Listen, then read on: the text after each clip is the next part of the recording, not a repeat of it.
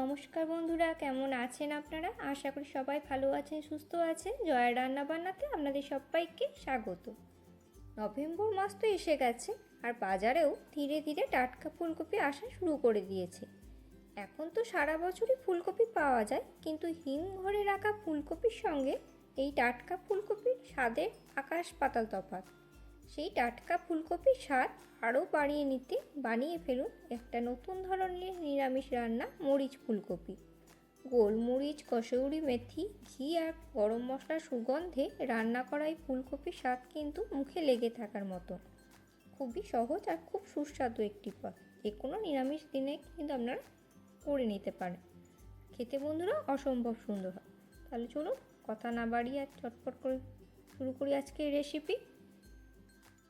তো এবার প্রথমেই দেখুন, একটা বড় সাইজের ফুলকপিকে আমি ডুমো ডুমো করে একটু ছোটো ছোটো পিস করে কেটে নিয়েছি। আর একটা ছোট সাইজের ক্যাপসিকামকেও টুকরো টুকরো করে ছোটো ছোটো টুকরো করে কেটে নিয়েছি। তো ফুলকপিগুলোকে একটু না আমি নুন হলুদ দিয়ে একটু ভাপিয়ে নেব, সেদ্ধ করবো না, জাস্ট ভাপিয়ে নেব। আর এই মরিচ ফুলকপিটাতে কিছু মশলা দেব। তো তার জন্য নিয়েছি এক টুকরো আদা, 3 পিস কাঁচা লঙ্কা, হাফ টেবিল স্পুন গোটা গোলমরিচ, 2 টেবিল স্পুন গোটা ধনে আর সাদা জিরে 1 টেবিল স্পুন। তো এইগুলো আমি শিলনোড়াতে বেটে নিই। আপনারা চাইলে মিক্সিতেও বাটতে পারেন। তো এবার কড়াইয়ে আমি সাদা তেল দিয়ে দিয়েছি 2 চামচ। আপনারা চাইলে রান্নাটা সর্ষের তেলেও করতে পারেন। তেলটা গরম হয়ে যাওয়ার পর ফুলকপিটা একটু নুন হলুদ দিয়ে ভাপিয়ে নেওয়ার পর সেই ফুলকপিগুলো একটু তেলের মধ্যে ওই 1-2 মিনিট একটু নাড়াচাড়া করে নিলে লাল লাল রং ধরে নেওয়ার পর, যতক্ষণ না লাল রং ধরছে ততক্ষণ একটু নাড়াচাড়া করে ভেজে নেব। তো গ্যাসের ফ্লেমটা আমি হাই রেখেছি, যেহেতু তো অলরেডি ফুলকপিটা একটু ভাপিয়ে নিয়েছি, নরম তো হয়েই গেছে। তো দেখুন লাল করে ভাজা হয়ে গেল। এরকম লাল রং ধরলে আপনারাও তখন ভেজে তুলে নেবেন। তো চলুন, লাল রং ধরে গেছে, এরপর ফুলকপিগুলো তুলে নিই।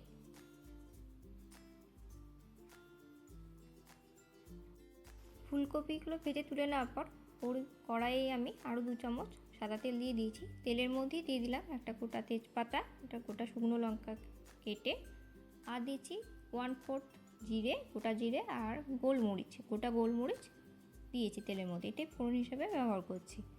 তো ফোড়নটা ভালো করে ভাজা হয়ে যাওয়ার পর আদা, গোটা জিরে, ধনে, কাঁচা লঙ্কার যে একটা মিহি পেস্ট করেছিলাম, তো ওইটার মধ্যে আমি যে ক্যাপসিকামগুলো টুকরো করে রেখেছিলাম না, সেই ক্যাপসিকামটাও কিন্তু পেস্ট করে নিয়েছি। তাই জন্যই কিন্তু কালারটা এরকম এসেছে। আপনারা বাড়িতে যদি ধনে পাতা থাকে সেক্ষেত্রে ধনে পাতাও দিতে পারেন। তো ওইটার একটা মিহি পেস্ট করে আমি সেটা দিয়ে দিলাম। আর ক্যাপসিকাম দিলে খুবই ভালো হয়, ক্যাপসিকাম দিলে এরকম কালারটা আসে। তো এর মধ্যে এবার কিছু গুঁড়ো মশলা আমি দেবো। এটা তো হলুদ ইউজ করছি না, একটু রঙটা আসার জন্য 1 টেবিল স্পুন দিলাম red chilli powder, 1 tablespoon জিরে গুঁড়ো আর 1 টেবিল স্পুন দেবো ধনে গুঁড়ো। এই মশলাটা ওই 2-3 মিনিট একটু নাড়াচাড়া করি, একটু ভাজা ভাজা হয়ে আসলে দেখবেন মশলা থেকে অটোমেটিক তেল ছেড়ে দিয়েছে, তাহলে বুঝবেন কিন্তু মশলাটা ভাজা হয়ে গেছে। তো একটু 2-3 মিনিট তাই জন্য একটু মশলাটা ভালো করে ভেজে নিই, যতক্ষণ না তেল ছাড়ছে।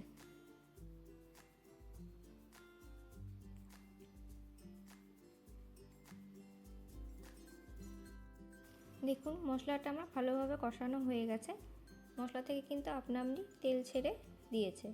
যখন তেল ছেড়ে বেরিয়ে আসলে বুঝবেন মশলাটা ভালোভাবে কষানো হয়ে গেছে। তো ভালোভাবে কষানো হয়ে যাওয়ার পর এটাতে একটু আমি জল দেবো, যাতে মশলাটা পুড়ে না যায়। আর একটু ঝোল ঝোলও করবো, পরে তো ফুলকপিতে ঝোলটা অনেকটা টেনেই নেবে। তো একটু জল দিয়ে দিলাম, জল দিয়ে ওই আর 1-2 মিনিট একটু জলটা দিয়ে একটু ফুটে যাক, তাই জন্য একটু জল দিয়ে দিলাম ভালো করে। আর এটার মধ্যে দেব একটু ফেটানো টক দই, আমি টক দই ঘরের পাতায় টক দই ইউজ করছি। আপনাদের কাছে ঘরের পাতা টক দই না থাকলে সেক্ষেত্রে বাজারে টক দইও ইউজ করতে পারেন। তো টক দইটা একটু ফেটিয়ে নিয়েছি, ভালো করে নিয়ে দিয়ে দিলাম। আর যখন টক দইটা দেবেন না, তখন গ্যাসের ফ্লেমটা একদম লো রাখবেন, হাই ফ্লেমে কিন্তু কখনোই দেবেন না, তাহলে কিন্তু কেটে যাবে, ছানা ছানা ভাব চলে আসে।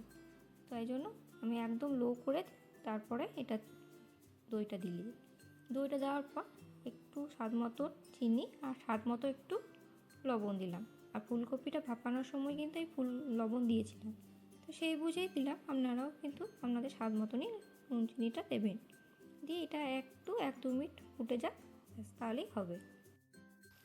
1-2 মিনিট পর যে ফুলকপিগুলো আগে ভেজে তুলে রেখেছিলাম সেই ভাজা ফুলকপিগুলো এবার দিয়ে দিলাম।